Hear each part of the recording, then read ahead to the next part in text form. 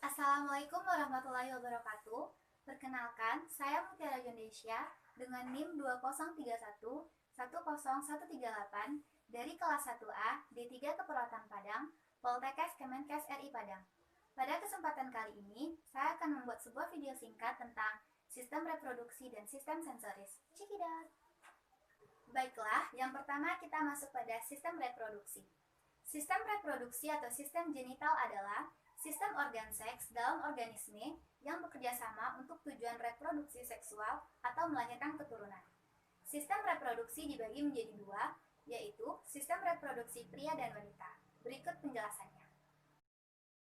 Di sini ada gambar organ reproduksi pria. Yang pertama ada kandung kemih. Kandung kemih memiliki fungsi mengumpulkan air kencing yang dikeluarkan oleh ginjal sebelum dibuang. Lalu ada kelenjar prostat, memiliki fungsi mengeluarkan cairan yang melindungi dan menutrisi sperma. Dan ada uretra, sebagai saluran keluarnya sperma dan urin. Lalu ada vas deferens, yang memiliki fungsi mengangkut sperma dari epididymis menuju kandung sperma. Dan lanjut ada testis, memiliki fungsi untuk memproduksi sperma dan hormon testosteron. Dan ada skrotum, memiliki fungsi untuk menjaga suhu testis agar sesuai untuk memproduksi sperma. Dan ada kepala penis, berfungsi sebagai membantu organisme pada pria. Dan terakhir ada lubang penis, memiliki fungsi untuk membuang air kecil. Selanjutnya ada gambar organ reproduksi wanita. Yang pertama ada endometrium, memiliki fungsi sebagai tempat embrio berimplementasi dan berkembang menjadi bayi. Lalu ada ovidum, memiliki fungsi untuk membawa sel telur dari infundibulum ke rahim. Lalu ada badan uterus, memiliki fungsi membantu mendukung janin selama masa kehamilan. Lalu ada ovarium, memiliki fungsi yaitu menghasilkan sel telur. Dan ada ligamen ovarium, sebagai penghubung dan tempat berhubungnya ovarium ke wilayah rahim. Lalu ada serviks, memiliki fungsi memproduksi lendir atau muklus. Lalu ada vagina, memiliki fungsi tempat masuknya sperma ke rahim dan sebagai saluran persalinan. Yang terakhir ada otot dinding uterus, memiliki fungsi untuk mengeluarkan bayi saat proses persalinan. Dan kita masuk pada sistem sensoris. Sistem sensoris adalah sistem penghantar rangsangan dari reseptor ke pusat otak. Berikut bagian-bagian dan penjelasannya. Baiklah, yang pertama ada gambar organ mata. Di sini ada retina. Retina memiliki fungsi melakukan pemrosesan dari cahaya dengan cara melalui lapisan dari sel fotoreseptor. Lalu yang kedua ada koroid. Koroid memiliki fungsi untuk mencegah pantulan cahaya di bagian dalam bola mata. Dan ada sklera. Sklera memiliki fungsi mempertahankan bentuk bola mata dan melindungi bagian penting di dalam mata. Lalu ada kornea. Kornea memiliki fungsi mencegah kotoran dari benda asing yang masuk ke mata. Dan ada pupil. Pupil memiliki fungsi mengatur berapa banyak cahaya yang masuk ke mata. Dan ada lensa, memiliki fungsi memfokuskan cahaya yang masuk kepada retina. Lalu ada iris, berfungsi mengatur banyaknya jumlah cahaya yang masuk ke mata.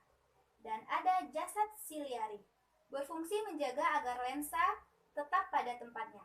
Yang terakhir ada saraf optik, berfungsi membawa pesan visual dari retina ke otak. Yang kedua ada gambar organ telinga. Di sini ada daun telinga atau pinna, berfungsi untuk memasukkan gelombang suara yang masuk ke bagian saluran telinga. Dan ada saluran telinga, berfungsi menyeimbangkan tekanan di telinga.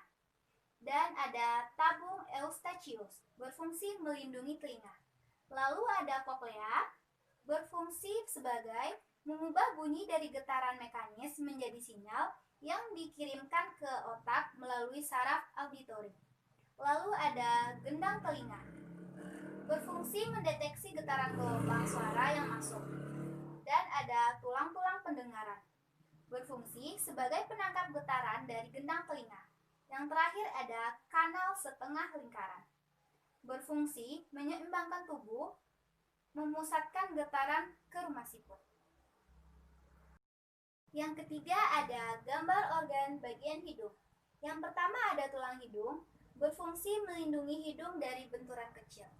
Lalu ada saraf pembau, berfungsi sebagai penerima rangsangan berupa bau. Dan ada selaput lendir, berfungsi sebagai perangkat benda asing yang masuk terhirup saat bernafas.